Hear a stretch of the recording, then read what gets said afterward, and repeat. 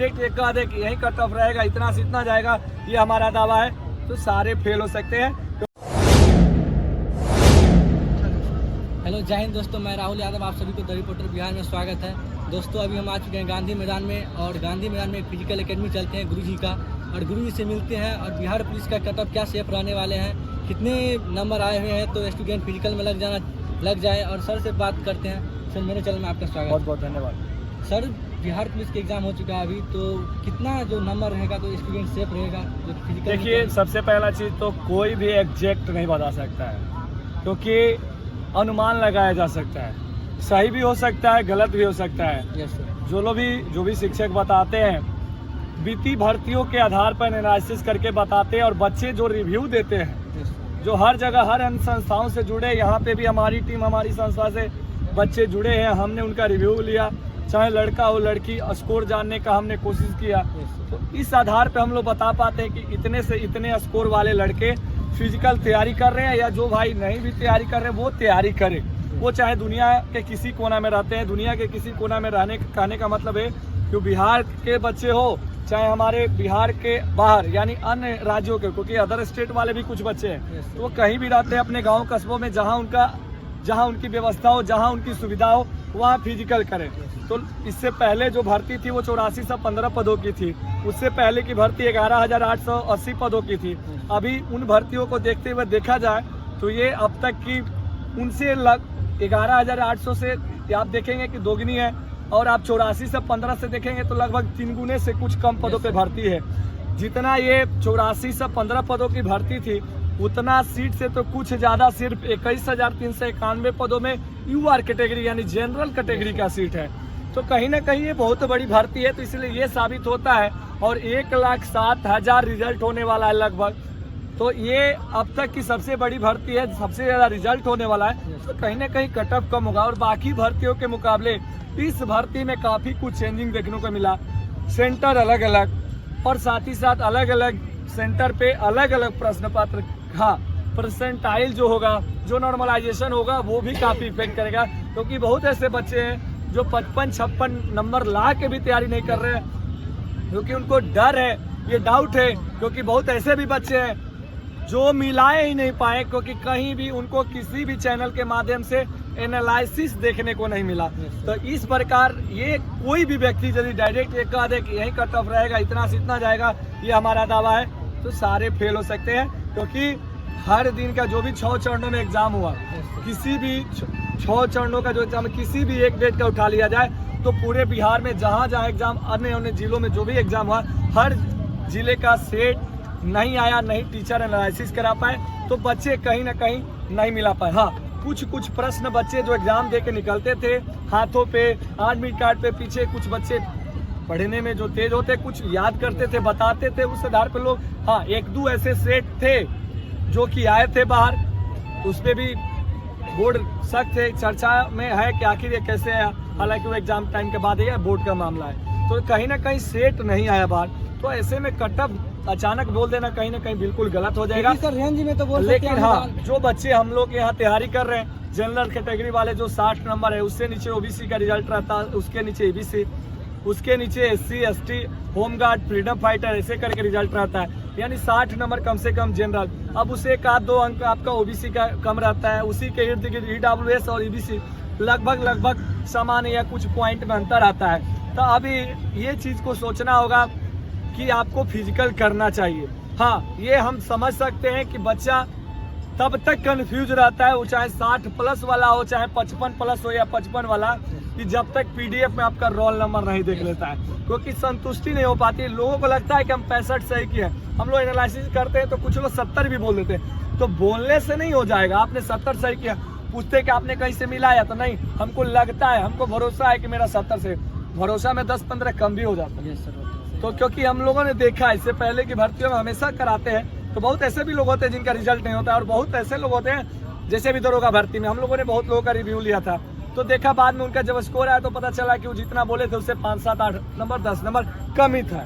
तो इसलिए ये चीज़ें होते रहती है। बाकी लड़कियों की बात करें तो ये हमारे पूरे प्रदेश में, हमारे राज्य में अब तक की सबसे बड़ी भर्ती है, तो लड़कियों की भी सीटों की भी संख्या काफ़ी है। 8000 कुछ सीटों पे लड़कियों का इस बार भर्ती होने जा रहा है, रिकॉर्ड होगा इस बार, और लगभग 40,000 से कुछ ज्यादा रिजल्ट होने वाला है, क्योंकि 8×5=40, क्योंकि 8,000 से कुछ ज्यादा सीट है। तो आप देखेंगे 35% तो आरक्षण हो गया और 3% अति पिछड़ा महिला वर्ग का सीट होता है। तो टोटल जब निकालेंगे 38%, आप 21,391 पदों का, तो टोटल होता है 38%। आप 38% आप निकालिएगा 21,391 पदों का, तो 8,000 कुछ होगा। तो महिलाओं के लिए तो इस बार कटअप और कम जाने वाला है, वो चाहे कैटेगरी में हो, EBC, ST, SC, इनका तो और कटअप जाएगा। पासिंग मार्क्स से कुछ ज़्यादा होगा उनका रिजल्ट होने जा रहा है, क्योंकि आप सेंटर पे भी गए होंगे, रिव्यू लिए होंगे, या हम लोग भी देखते हैं, तो काफ़ी कम मात्रा में लड़कियां कांस्टेबल की एग्ज़ाम दी है और कम अभ्यर्थी भी थी। तो कहीं ना कहीं, और जो एग्ज़ाम पारदर्शिता के साथ हुआ, तो कहीं ना कहीं पढ़ने वाले बच्चों के लिए बहुत अच्छा हुआ। कहीं ना कहीं कंपटीशन टफ नहीं, इसको आसान बोलेंगे।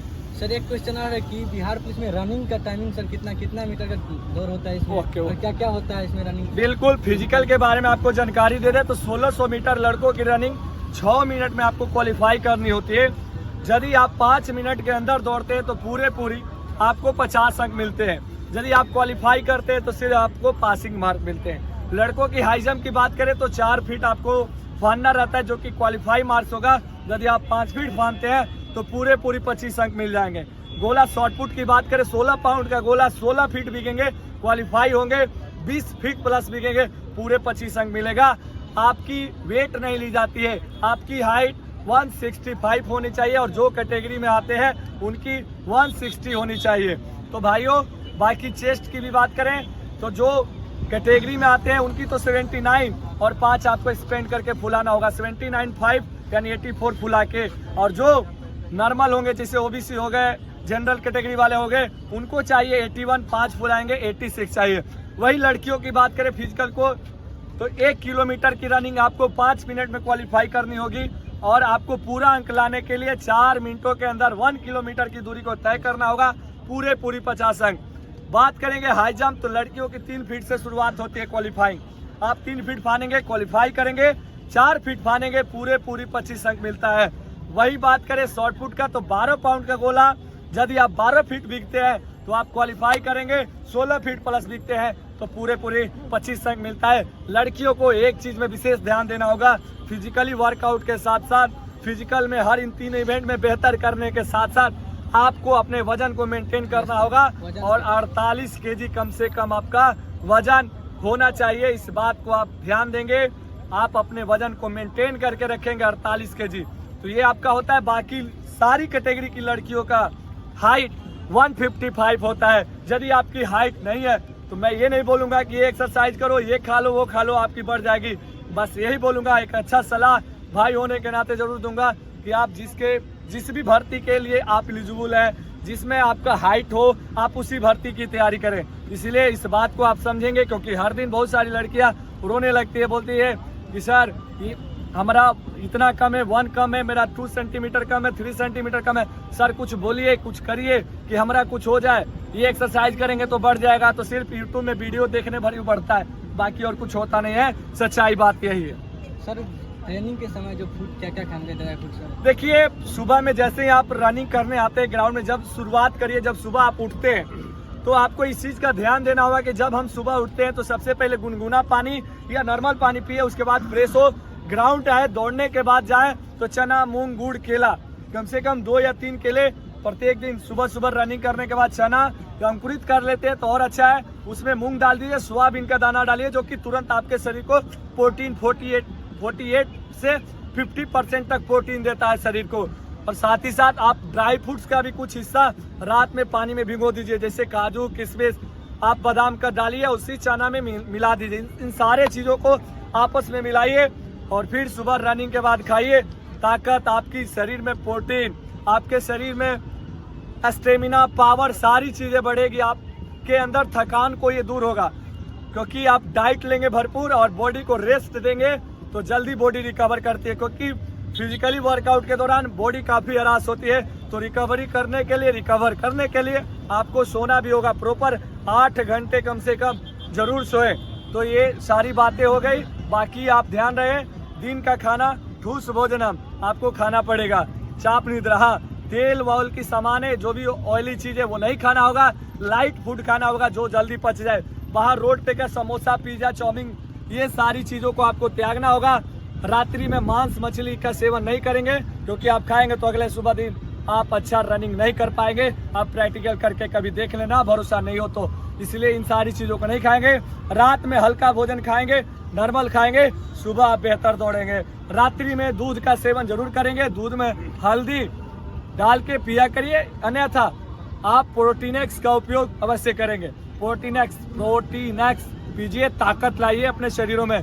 बाकी जिन भाइयों की चेस्ट कम है उनके लिए भी मैसेज है, दूध केला के साथ साथ इंडोरा मास का सेवन करिए और सपाटा मारिए। डिप्स के साथ साथ सपाटा लगाइए, आपका साइड चौड़ा होगा। साथ ही साथ जिन भी बहनों का वजन कम है वो भी दूध केला खाएगी। साथ ही साथ वोमेन्स हॉर्लिक्स आता है, जाइए मेडिकल दुकान से और दूध में डाल के पीजिए। आप शरीर में और प्रोटीन की आपको जरूरत है, लगता है कि और चाहिए, और कुछ बताइए सर, तो आप सभी को मैं बताना चाहूंगा कि पतंजलि का ओट्स आता है, दलिया आता है। इन सारी चीजों को खा के देखिए, पावर ही पावर मिलेगा। फिर ग्राउंड में उतरिए, उस पावर का सही जगह इस्तेमाल करिए। ग्राउंड में धुआं गर्दा उड़ा दीजिए।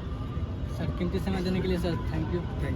तो दोस्तों आप देखिएगा वीडियो में, और गुरु जी से जो भी जानकारी दिए हैं, इस जानकारी पे जो भी डाउट हो तो अमल कीजिएगा, कमेंट कीजिएगा। आप सबको नेक्स्ट वीडियो भी बनाएंगे। तब तक के लिए जय हिंद, जय भारत।